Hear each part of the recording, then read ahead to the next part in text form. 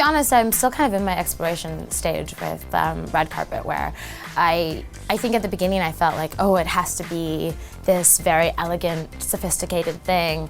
And then I would find myself like on the red carpet almost playing the part of like this person who I'm not, which is total gong show. And I've realized more and more that for me it's actually more important to find something that I'm really comfortable in and that I still feel like beautiful and dressed appropriately for the event, but that still feels really like me. And that probably took about a year to realize that I'm allowed to do that, and it's kind of my decision to pick something that that excites me. Every award show is a little bit different. I kind of came from Canada, so my only experience with them up until this last year was just the Junos, which was, to be honest, just like a big fat party. And it was so fun because you're kind of touring with all these different Canadian bands and working with all these, it's very kind of a close-knit community. So the Junos is in a different place every year, and you arrive there with this idea that you're just gonna get to catch up with like bandmates, and they feel like family members that you've been on the road with, and it ends up just being this amazing gong show. But I mean, when I first came, for example, the Billboard Awards, I was very, very like nervous. I wore my first like ever designer dress, which was like a Dolce & Gabbana, like very like hippie-ish dress, and I remember arriving and thinking like, I've got to be on my best behavior. But luckily, it was the same sort of thing. As soon as I kind of got to meet everybody, it was really casual and really laid back. And there's great food, there's great people, and I honestly love the same thing that I loved about watching them on TV. It was just sort of seeing what everyone's wearing and kind of letting my little girly side come out. I think for me, I've really been a fan of like high-waisted ripped jean shorts because for me, it's just it's like a pretty easy go-to, and I like the casualness of it, and you can wear like a colorful halter with it. You can kind of wear sort of any sort of crop top thing, and it feels like really great for the summer festivals, and you can kind of dress it up or dress it down if you want to like do a blazer and a hat and heels, or if you want to just like go like easy like Keds and just like rock it. It's a easy look. I'm actually recently working with someone who's been helping me like design my own personal stage outfits. We had a hilarious mishap the other day because we had these like, I would almost call them like boob tassels that I don't know, there's no other word for it. But the point is it sounds way worse than it was. And the idea was that when I spun, I would have like these like streamers everywhere kind of coming down from my neck that sort of pinned here and continued.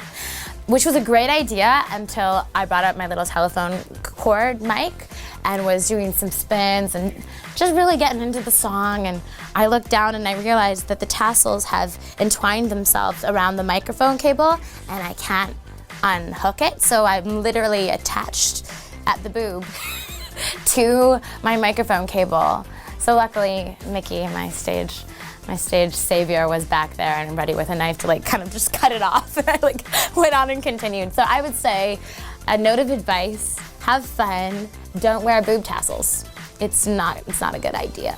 I find for a girl of my stature, which is 5'2", and even with heels, I don't really feel very comfortable with heels on stage because I do like to kind of boogie, and when that happens with heels, I feel a little bit like Bambi, and so I stick with like kind of flats, and the high-waisted makes it feel like you still have like a bit of leg going on, and it's flattering, so it feels like the right choice.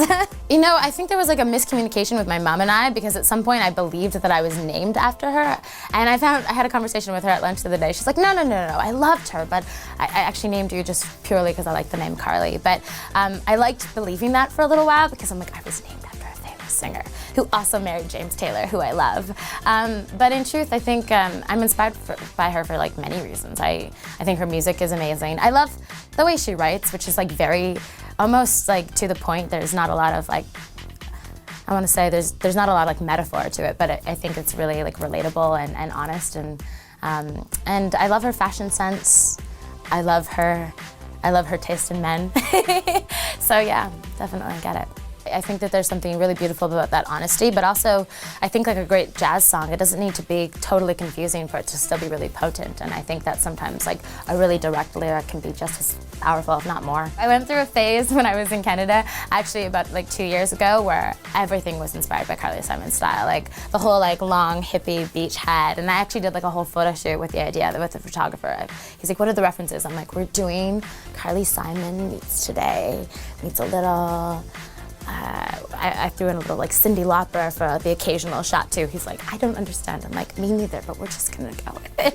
And it was one of the most enjoyable shoots ever. We totally just played, and it turned out great. Growing up in Mission, I was there wasn't a ton of people who had bangs. I think for me, I got that haircut when I was like 4. My mom just did it for me because it was simple, and it became a little bit my comfort zone. And that doesn't mean that I didn't experiment, because at some point I think I tried all colors, and I tried the growing them out, but I just, as soon as they came back again, I was like, oh, awesome, my comfort zone is appropriate, and I'm rocking it. That's the thing, is I so hate having to do anything to get ready in the morning. I have a beautiful friend who is my stylist and makeup artist, and I literally come in and if she didn't touch me, I would probably just look how I look, which is very straight hair. My bangs kind of fall naturally, so it's an easy look for me on my days off. I can just put on mascara and go, which she probably hates.